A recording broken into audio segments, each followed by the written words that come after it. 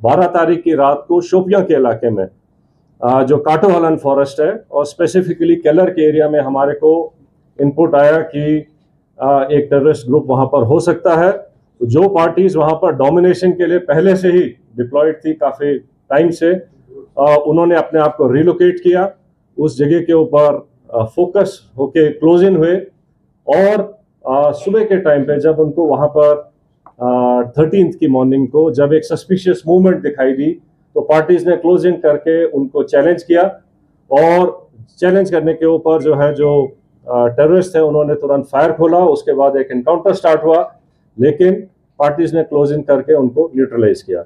जो second operation था जो कि त्राल के इलाके में हुआ था, उसका टेरेन बिल्कुल डिफरेंट है, जो कि एक गांव के अंदर था।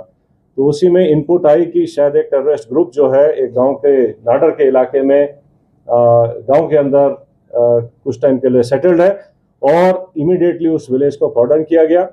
जब कॉर्डन लग रहा था तो ये टेररिस्ट जो है उन्होंने अलग अलग घर के अंदर पोजीशन ले ली और फायर करने की कोशिश की, रादर फायर किया। और उस टाइम पे हमारा चैलेंज था कि जो सिविलियंस हैं, जो इनोसेंट, जो वहाँ पर बच्चे, फैमिलीज, बुजुर्ग हैं, उनको वहाँ से निकाला जाए।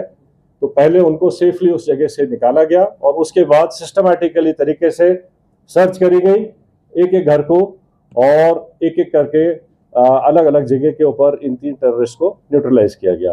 तो इस तरीके से ये दोनों जो ऑपरेशंस थे ये डिफरेंट काइंड ऑफ टेरेन में हुए हैं। एक जंगलों में और ऊंची जगहों पर हुआ है, दूसरा जो है वैली फ्लोर के अंदर और गांव के अंदर हुआ है। लेकिन दोनों ऑपरेशंस को सक्सेसफुली जो अंजाम दिया गया वो शो करता है कि सिक्योरिटी फोर्सेस टेररिस्ट कहीं भी हो उनको ढूंढेंगे और न्यूट्रलाइज करेंगे। तो ये जो अभी लगातार ऑपरेशंस बने हैं पिछले कुछ समय में, ये जो सभी सिक्योरिटी फोर्सेस के बीच के का जो एक प्रभावशाली समन्वय है, ये उसका एक प्रत्यक्ष प्रमाण है और उसी कोऑर्डिनेशन और एग्जीक्यूशन जो प्रोफेशनल है उसकी वजह से ही हम इन सफल ऑपरेशंस को कारगर कर पाए हैं। उनके नाम आप सब जानते हैं। इनमें जो सबसे जो शोपियां वाले इलाके में जो था शाहिद कुट्टे, आपको पता होगा कि वो पिछले 2 मेजर टेररिस्ट अटैक में, जिसमें कि हीरपुरा गांव के एक सरपंच को मारा गया था और एक रिजॉर्ट के ऊपर एक जर्मन टूरिस्ट को ऊपर अटैक हुआ था, इन दोनों में इन्वॉल्व था। बाकी फंड रेजिंग और बाकी एक्टिविटीज में इसका बड़ा हाथ था। जो उसका दूसरे एसोसिएट था वो भी एक लोकल नॉन माइग्रेंट जो